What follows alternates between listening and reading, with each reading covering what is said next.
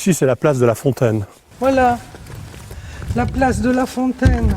Donc je pense que vous comprendrez aisément pourquoi nous l'appelons place de la Fontaine. Peut-être qu'on a écrit des fables ici. Au Moyen-Âge, il y avait un marché au milieu de la place qui a été détruit au XVIIIe siècle. Mais il reste les arcades encore. Ah oui, derrière. Ça. Voilà, donc qui pouvaient servir. Et ces bâtiments sont intéressants.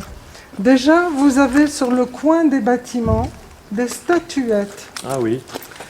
qui sont des statues religieuses, qui sont censées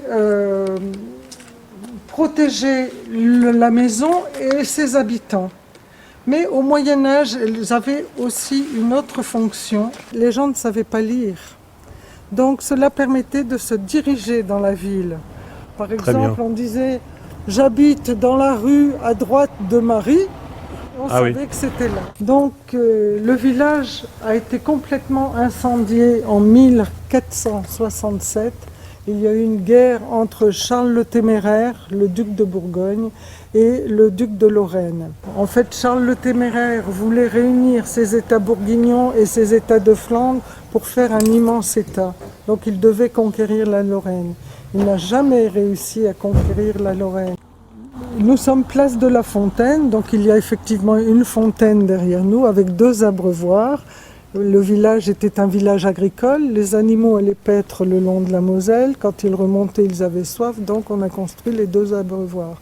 Donc cette fontaine date de 1851.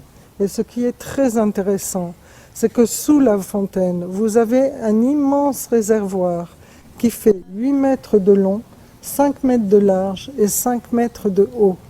Cela permettait de récolter les eaux du plateau, de différentes sources du plateau. Pour les habitants. Pour les habitants. Il y avait des canalisations. Il y avait, oui, bien sûr. Donc il y avait, vous savez, les fontaines on pompait pour avoir de l'eau. C'était ce type de fontaine. Et donc voilà, le réservoir est toujours là. Yabla.